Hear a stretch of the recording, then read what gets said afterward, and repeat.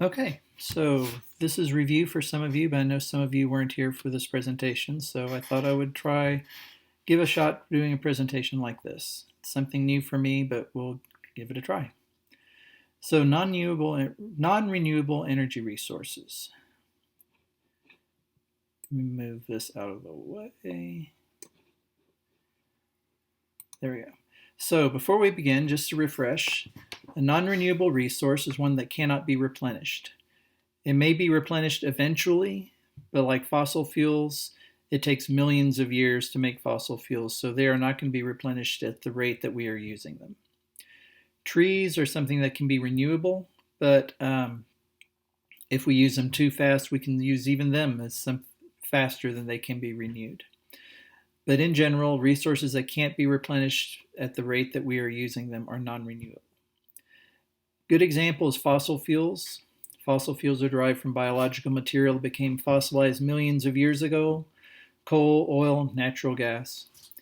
Something that a lot of people don't have a wrong impression about fossil fuels. It's not usually dinosaurs. Fossil fuels are usually things like plant materials, the organic stuff that falls to the bottom of the ocean. Those are the things that become fossil fuels, not so much individual large animals. Lots of plants dying, like I said, microorganisms falling to the bottom of the ocean. Those are the type of things that become fossil fuels. Nuclear fuels. We don't usually think about these as non-renewable resources. They're derived from radioactive materials that give off energy, uranium, plutonium, things like that. But nuclear fuels, there are a finite amount of them on the Earth. Once they're gone, they're gone. So they are definitely a non-renewable resource as well. Okay, so this is the worldwide energy consumption in percentages. You can see by far most of these are fossil fuels. You have oil, natural gas, coal and peat, and the renewable energy is here. So these are all non-renewable resources. That's a huge percentage. Nuclear fuels are about 6% of the consumption. Renewable energy as a total is only 13% worldwide. Now this data is a couple of years old, but it's already, you can see coal has gone down to 26%. At one time, coal was over 50% of all the energy use. We'll talk about that more here in a little bit. Here you can see the changes starting in 1966 to 2020. Let's see, it's hard to see the colors. Okay, so oil is down at the bottom. Coal, you can see coal is leveling off. Natural gas is increasing, you can see towards the end. Nuclear it grew for a while and then it stayed constant. After Chernobyl and then after the accident in Japan, not a whole lot of change in nuclear energy. Hydroelectric power is here. Biomass is actually things like ethanol fuels. Anytime you can take an organism and turn it into fuel, whether it's a tree that you're burning in your fireplace or growing corn and turning that into ethanol, that's biomass. Wind and solar, you can see, was almost non-existent and is starting to form a significant area, but still pretty small.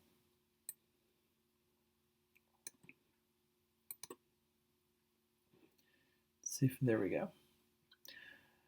Okay, in the US, you can see oil is a pretty big slice.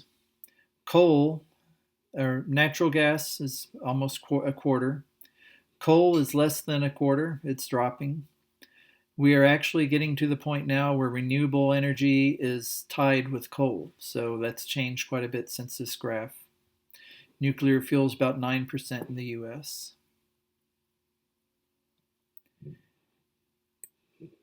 And you can see here, from 1776 to the present, how things have changed. Wood was pretty high for a while, was the highest, the only one for a long time. Coal started being used in the 1800s and it's gone up and down, but it's working on going down. Coal is actually the most expensive fossil fuel right now. Petroleum has been increased. Natural gas is increasing quite a bit right now. Renewables other than hydroelectric are going up right now. Nuclear, you can see, started dropping. The time it started dropping is probably about when the tsunami happened. There were no new nuclear plants built for decades after Chernobyl, and they were just about to build a bunch of new ones when the tsunami disaster happened that damaged some nuclear plants and caused some nuclear accidents in Japan. So anyway, you can see renewables going up, coal going down. This is at 2012. By now, this is coal has dropped and renewables have gone up to actually meet. Here you can see this is more recent. This is U.S. total energy use from 1950. You can see nuclear has gone up and then leveled off starting around 2000. Coal's dropped. Renewables have gone up and they're about to meet right here. Natural gas has shot up pretty well right here. That has to do with fracking and discovery of some new grounds, some of which are here in the West. West Texas and New Mexico are producing a lot of natural gas right now. But like the presentation says, coal was once more than half of U.S. energy. Now it's actually tied with the renewables. Coal is now the most expensive of the fossil fuels.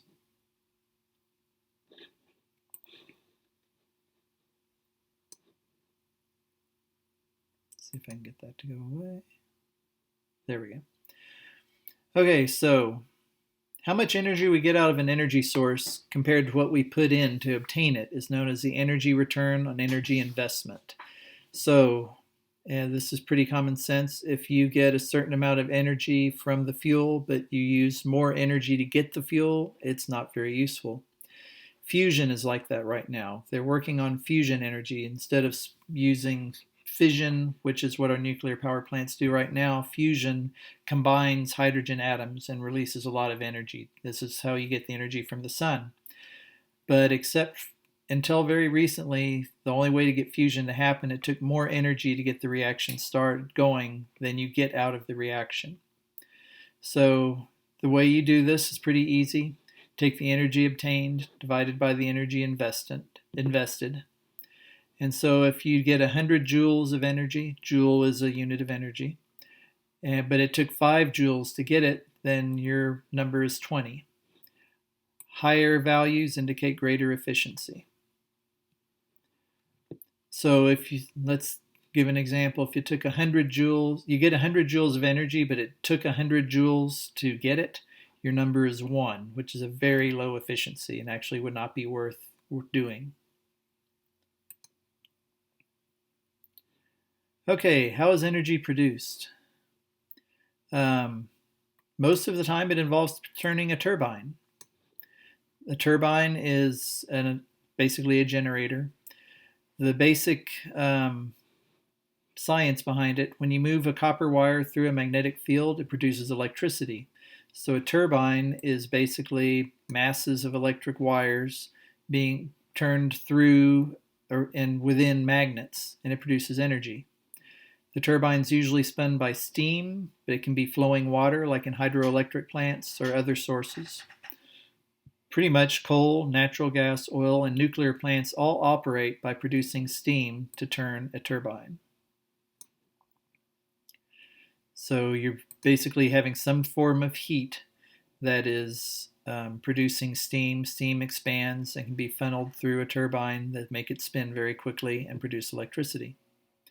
Another example would be a wind turbine. Then you have the wind on those windmill blades. It's turning the turbine and producing electricity. Here's some examples of how that works. You have some kind of boiler. This is chemical energy, so that would be fossil fuels of some kind. It could be wood, it could be oil, it could be gas, natural gas. You're heating water and it boils. The steam is funneled through a small space and it turns the turbines, which makes the generator spin and produces electricity. After that, the steam is condensed and returned to the boiler so you aren't using more water. Sometimes this can involve really large lakes where the water is cooled, things like that. Um, when you turn the turbine, the generator turns and produces electricity. Here's another example. This is a nuclear generator. You have the reactor, which is producing heat, and this material is heated and moves through the steam generator, so it boils the water. The steam line funnels the steam to the turbine where it turns it. Then you have a reservoir of cooling water that cools off this steam and condenses it and allows it to be used again. Okay, so let's talk about some of the individual fossil fuels. Coal.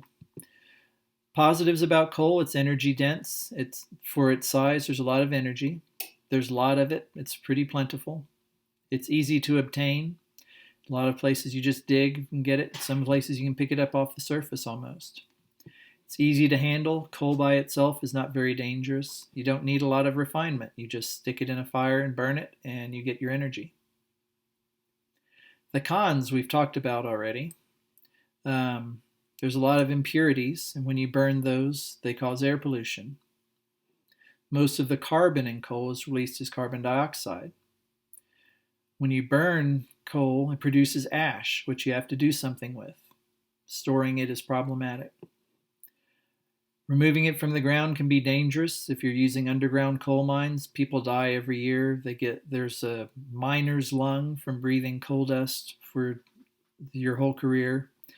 And of course, mountaintop removal we talked about, where one of the ways we get coal right now is you scrape the tops off of mountains, drop them into the valley next to it, and get the coal. That causes all kinds of pollution and habitat destruction.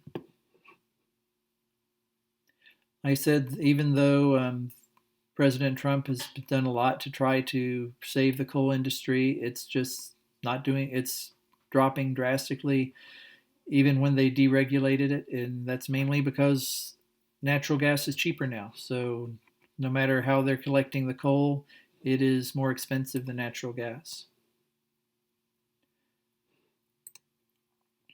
Oil. Oil is what we use to make gasoline, and we use it to power a lot of our economy.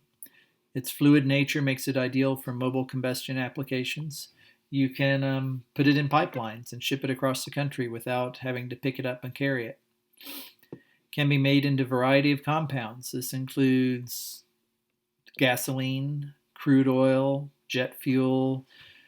All those things are purified in different ways. We can also make it into plastics. Plastics are made from oil. Oil is also energy dense, and it's cleaner burning than coal. That's not necessarily saying a whole lot, but it is cleaner than coal. Cons. It contains impurities such as sulfur that gets in the air when you burn it. It releases more carbon dioxide than coal does. And oil spills have major environmental impacts. There have been oil is shipped by tankers, and when there's an accident, it gets into the environment. This is a pelican that's covered in oil, and this is a seal. The oil causes the feathers they're not waterproof anymore, so the birds actually get wet, they get cold, and not to mention the fact that the oil is toxic, and it will kill a lot of animals. Natural gas. Natural gas contains fewer impurities, and it produces less carbon dioxide when it's burned. So it has less air pollution, less carbon dioxide when burned. Cons: obtainment may pollute groundwater by fracking. And I've got 2 videos uploaded for you to watch that talk about fracking. Fracking can actually cause earthquakes. When you frack materials, you're pumping a lot of water and fluids into the ground, and that can lubricate faults. Oklahoma actually has lots of small earthquakes now when it didn't in the past, and it's because of fracking, they believe. Also, when you collect natural gas, about 3% is released into the atmosphere, and methane is worse for global warming than carbon dioxide, so that's a big issue. Um, so yeah, now the methane does break down in the atmosphere where carbon dioxide doesn't. So it's not a permanent thing like carbon dioxide is, but it does cause a lot of problems. Let's talk about nuclear now. Um, Nuclear fuels, there's a lot of positives for it. They do not produce air pollution, no air pollution at all. No carbon dioxide or any other greenhouse gases are released. You have nuclear energy, it burns clean. There's no air pollution under normal circumstances, no carbon dioxide. Cons, accidents. The accidents are incredibly serious. Chernobyl had a very bad accident, which we may have time to talk about towards the end of the year. Um, that happened in the 80s. The area around Chernobyl, nobody is still set off where nobody's allowed to live there. There's a few elderly people that have chosen to live there anyway, but the thinking is they're old enough that they're not going to live long enough to get cancer, where other younger people would. Even if you don't have accidents, if everything goes perfectly and you don't have accidents releasing radioactivity into the atmosphere, radioactive waste is dangerous for thousands of years, some of it for tens of thousands of years. They're actually trying to do research on the places where they're burying this deep underground to tell future generations, don't dig here. It's hard to imagine. Just think about how different we were 3,000 years ago. If you gave people from 3,000 years ago a warning, they would not understand it. So thinking about what language are we going to be speaking in 3,000 years? How are people going to communicate? It's hard to think of something that you can put there that will still say, don't dig here, and won't make people interested and say, oh, let's see what this sign is talking about. So anyway, nuclear fuels have some big issues with them, the accidents and dealing with the radioactive waste. Some people say shoot it into the sun, but rockets explode sometimes, and it's very expensive to get things into space and dangerous, and takes a lot of energy to get things to the sun, so that's not something you can easily do.